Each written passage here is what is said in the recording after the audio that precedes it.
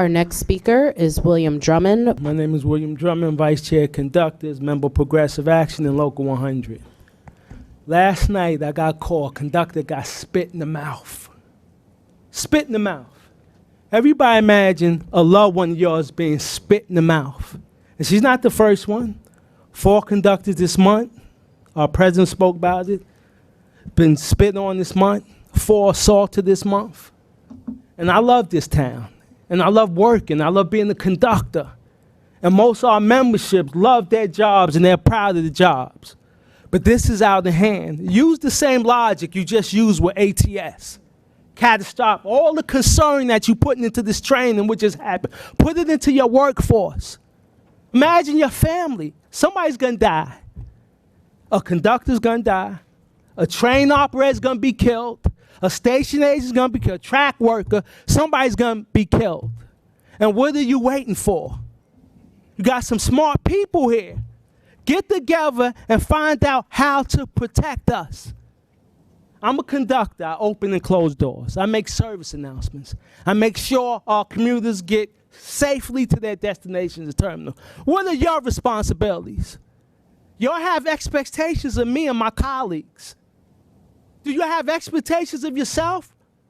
What is your responsibility to us and our workforce? And I say to the advocate groups here, if we're not safe, you're not safe. Because we call the cops, we call the EMTs. So all this is great. This is a great city. I love this town.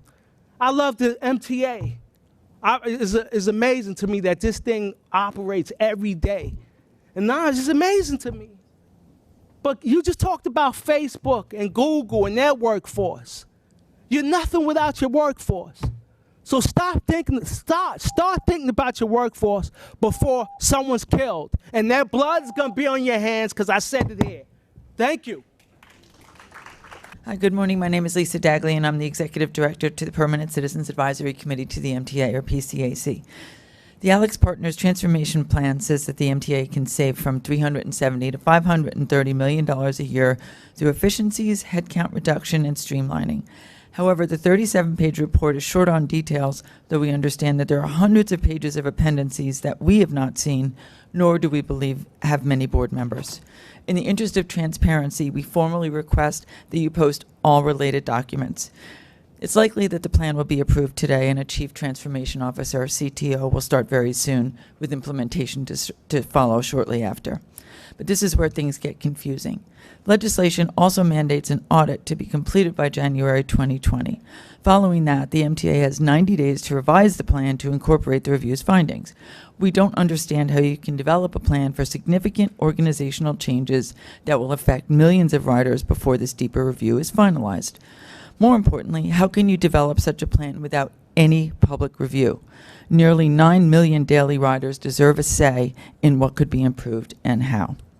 The MTA's own public participation plan from 1997 notes that a communication strategy that informs the public on the MTA's goals and objectives is central to the MTA's mission, especially when the MTA is contemplating policy or service changes.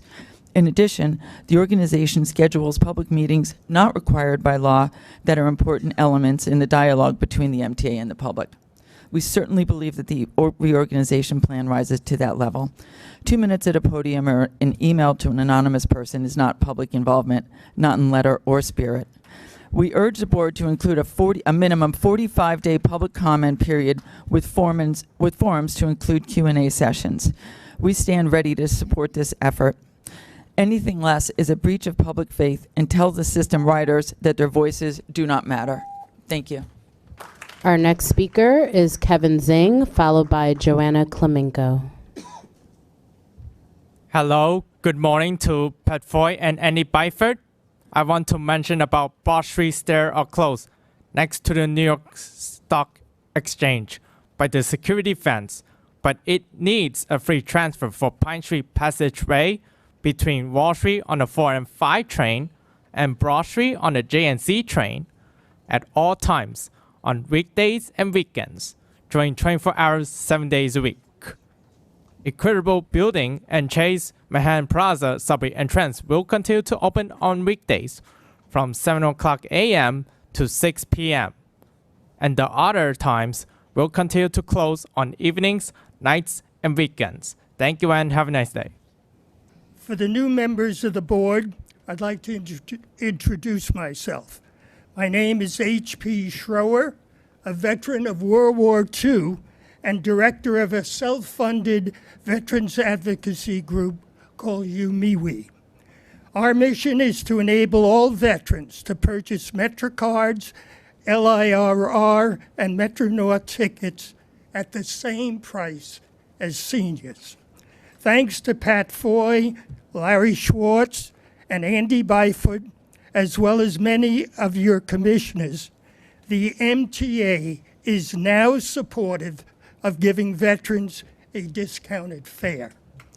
We are all working to help the state legislature pass 2 identical bills, which will provide for and fund a half-fare veterans discount.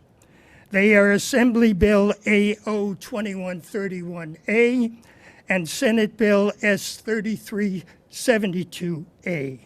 Our goal is to have them included in the budget. These bills are supported by the public as well as a majority of legislators from both parties. Our campaign is focused on is a veteran's sacrifice and service for country worth 2 cents.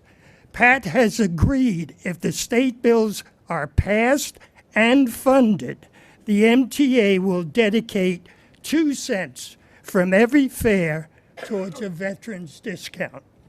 I look forward to working with you to correct this injustice to veterans, which I might add has been in place for over 100 years. So I ask this board and the public, let's make history by making the governor Sir, announce please a kindly veterans conclude. discount on Veterans Day. I thank you. Thank you.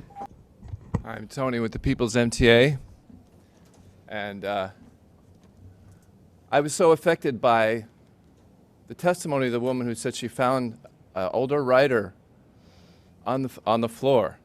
After Malaysia Goodson and after all the lawsuits, this shouldn't keep happening, but it's going to keep happening because the MTA has given its answer. After we've come to all these meetings and said, we need accessibility, elevators, ramps, what do we get? 500 cops. I got off the station at 23rd and 7th the other day. There were 3 big white cops with a dog right next to the entrance of the subway. Yesterday I was walking by the Bowling Green entrance and there was a cop car on the sidewalk with 2 cops in front of it, and there were 3 African-American youth who were selling things, and they were telling the cops, you treat us with disrespect, we don't want you here. There's a reason that people are throwing water and buckets at police in neighborhoods is because they're an occupying force. And so we've gotten our answer. When we said we need elevators and accessibility, we need elevators that work, instead we get police repression. And this board is only capable of making Wall Street rich. $83 a second goes to Wall Street. That's $3 billion a year, hundreds of billions of dollars, and they're worried about fare beaters. So this board has proven itself incapable of serving the people. It needs to be replaced by an elected board with representatives, people from the disability rights community, people from the African American community, people from parents with strollers. The people need to be represented, not this illegitimate, unelected board, which does nothing but serve the rich. The only thing to do Please is kindly turn these conclude your remarks. meetings into rallies. What do we want? Elevators. When do we want them? Now. What Please do we kindly want? conclude Elevators. your remarks. We want accessibility, not more cops. Please kindly conclude your remarks.